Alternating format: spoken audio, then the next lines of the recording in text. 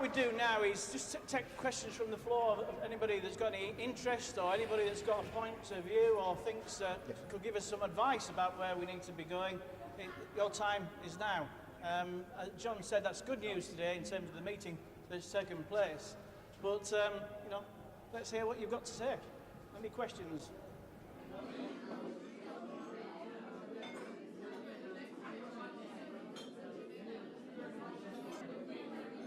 Well, I haven't given up on Sheffield, first of all, because, you know, I think it's not. It is going to be so much better if Sheffield and Rotherham come on board. I think Rotherham are already thinking, do they want to be just Sheffield's little brother? And I don't think they do. I think they have bigger ambitions for Rotherham. So I think, you know, and Sheffield have to weigh up, you know, do we really want to be outside this? There's an important meeting on the 11th of September, which I think Sheffield are waiting for, when Sheffield, Barnsley, Doncaster and Rotherham all sit in a room. I think the government are there as well. And Doncaster and Barnsley are going to say, we're in with the whole of Yorkshire, not with a Sheffield City region bid. At that point, Sheffield then have got to do some rethinking. And I honestly believe that there will be rethinking in Sheffield, because I don't think Sheffield are going to be wanting to be out of this. There's jobs at stake, not least in the old Passenger Transport Authority in Sheffield. You know, Sheffield at the moment runs its buses with Rotherham and Doncaster and Barnsley. You know, just like we're having problems with the EU, we don't want the buses stopping at the Sheffield-Barnsley border and people having to get off and get on another bus. So there's a lot of practicalities there that I'm hopeful that Sheffield will come on board. But it is the coalition of the willing. That's all the council leaders. No one's saying that if Sheffield and Rotherham want to go their own way, they can't. And Sheffield and Rotherham are presumably are not saying that, you know, they want to scupper the deal for the rest. So I think the beauty of Yorkshire as a whole is it is big enough to make sure those rivalries are diminished, because there's the whole of Yorkshire involved. And I think it's better than the old Yorkshire Development Agency, the Yorkshire Forward, because it has that democratic element. You know, it has that democratic element. And you know, Yorkshire Forward did a lot of good work, but sometimes they appeared like, when I met them, you know, it appeared like, I don't know, they were the imperial masters coming to tell you what to do. If you've got a little bit of democracy, that is the good thing about democracy, that it means that all the areas of Yorkshire would have to be considered, including my own. I represent Keighley is one of the many towns in Yorkshire that are outside the urban, the sexy areas like the one we're in tonight. Yeah. And I think the other thing on that is, we've had it before. Before Yorkshire Forward, we had the Yorkshire Humberside Development Association, yes, which was made up of all the local authorities, all the business organisations, all the trade unions, and most of the communities and around. So we're not, you know, reinventing the wheel, if you like. It has been done in the past. Who wants to go next?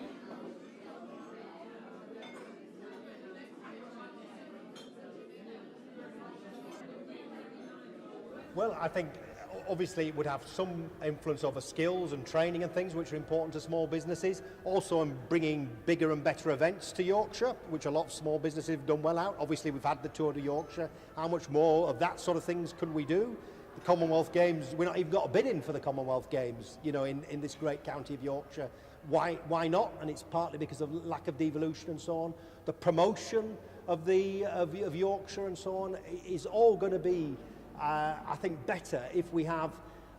I think politicians and tribal. I mean, the beauty of politics isn't always a bad thing.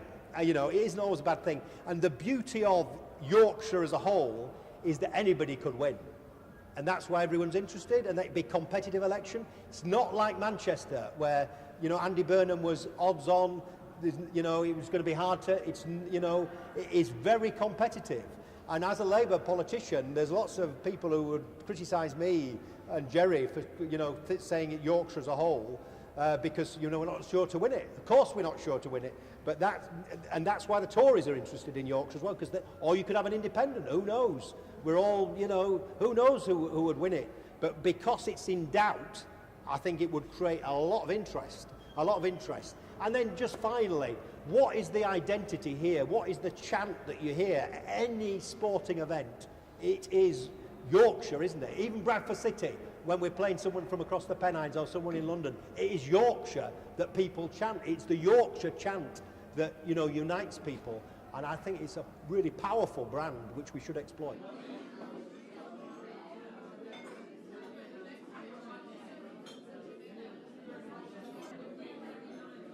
Well, if it follows on, obviously it has to be within the law. So the government has passed a law which is a model for devolution.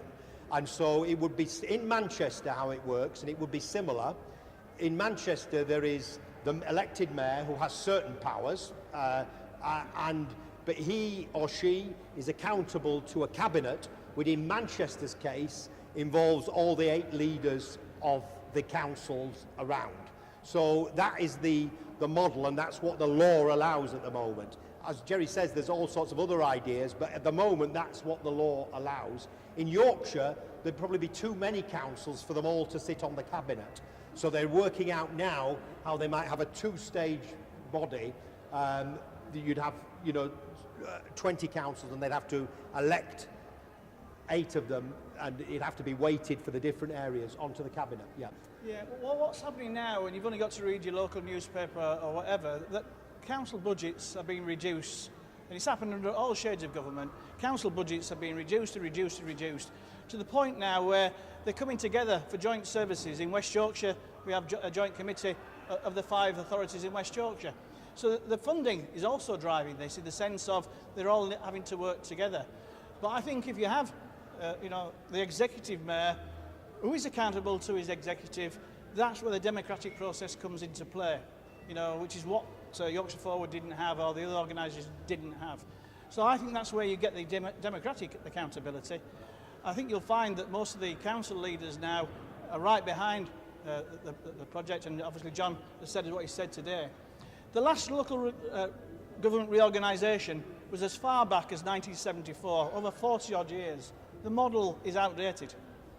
If you think about Bradford, which John represents and I used to represent, it was Bradford, Keighley, Ilkley, Shipley, Buildon, Bingley, places that had their own identity. And so they now see themselves, I think, as part of that Yorkshire brand. And whether it was the Tour de Yorkshire or the Tour de France originally, brand Yorkshire is well known all over the world. I've been fortunate enough to travel around the world, and brand Yorkshire is there. People know that the region can do well. And so we really need to move to that next stage. Although we do need to keep that democratic accountability. Gentlemen there.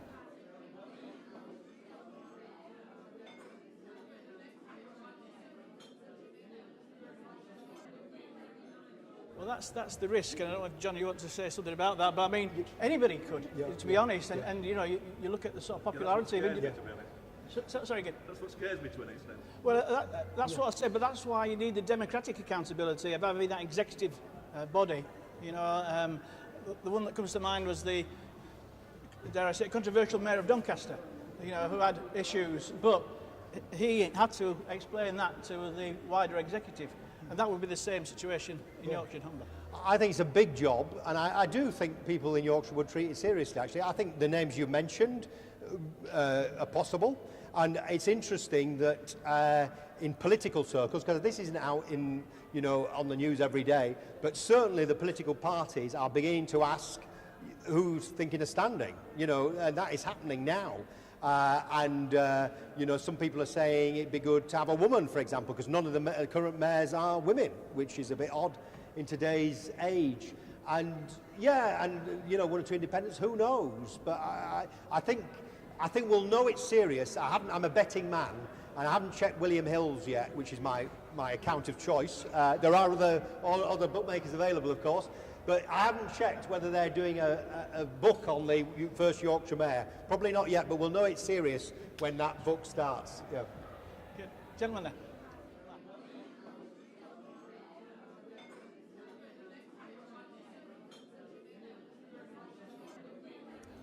I think that's important, yes. And the closest we've got to that at the moment is, the fact that local government are involved and they've got their lines of accountability. But I do think some thought needs to be given to that in terms of how do you involve the wider populace. As I say, the local government local government system is decades old. It's time for something new.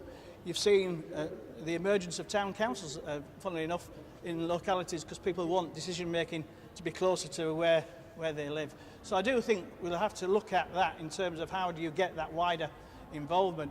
You know, and I want to see, as a Democrat, more people voting. The problem we've got at the moment is going the other way, where people just switch off because the decision making is so far away that they don't feel that people locally are accountable to them, apart from their local MPs, of course. You know. I do think it's an issue. No, it is. And I mean, the way the law is structured is the only people who can make a formal proposal for a devolution settlement are the councils. I think I'm right in saying that once a proposal is met, there is a form of, I think they then, because that happened in Sheffield, I think, and that's where they come a bit of a cropper in Sheffield. But I think that at that stage, there is a period of public consultation, I think.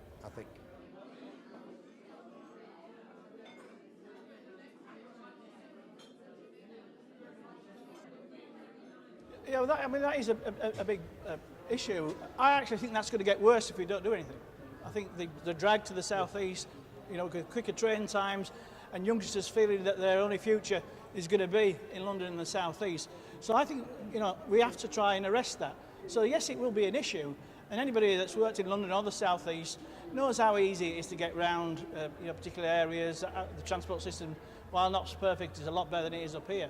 So, you know, it will still be a problem in the future, but I actually think we could draw, and we already are actually, the success stories all over the north of inward development coming in to the north, whether it be from China or wherever else in the world.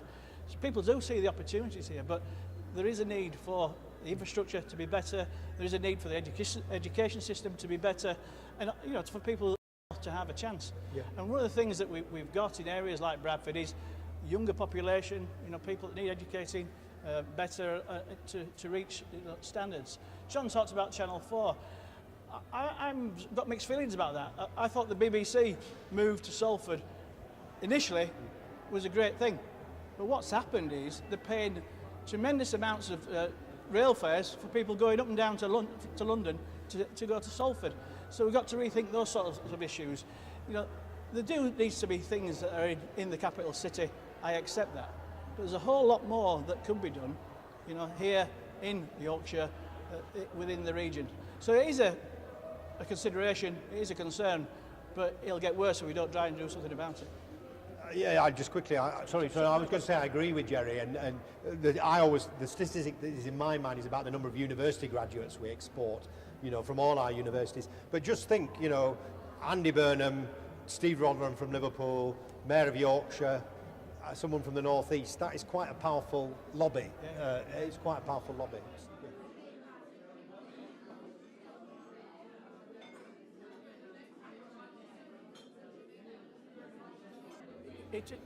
It is more money. Currently, and I don't know the figure, Mick, have you got the figure? Is it about £40 billion that's gone into the North West? It's going to be 150 for Yorkshire. Right. So it's 150 billion pounds that we're looking for in terms of money that comes to the region, which we would have determined what we'd spent.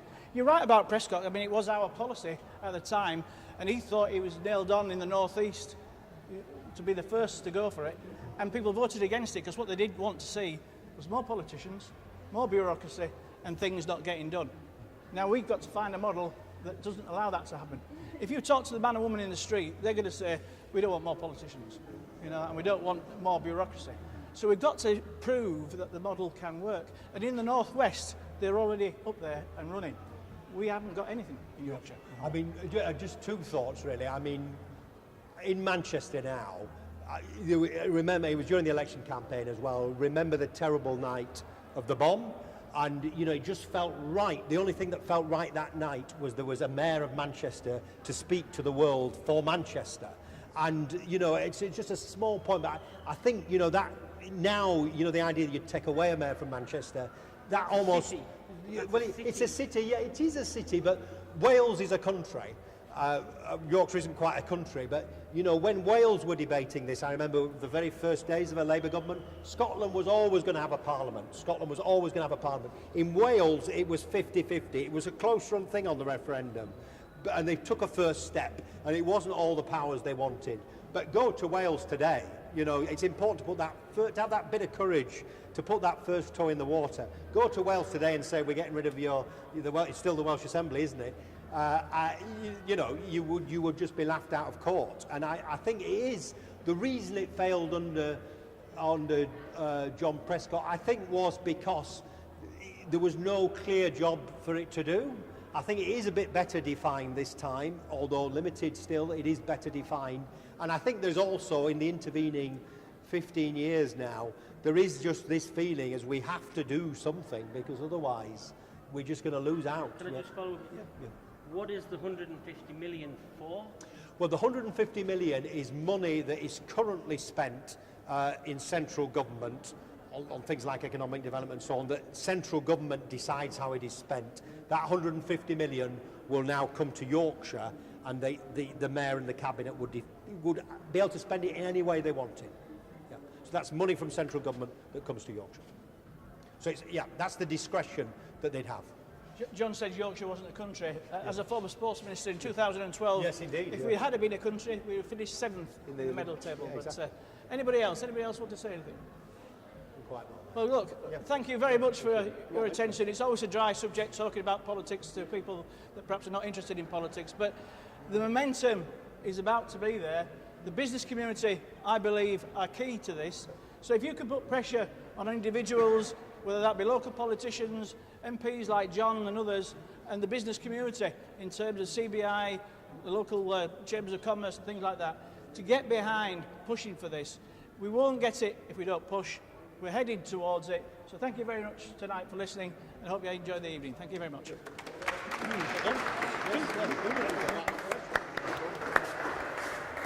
And just lastly from me, guys, as well, just want to thank you all again for coming down to this end of town rather than everyone going down Greek Street and Core Lane and everything, coming up to Millennium Square.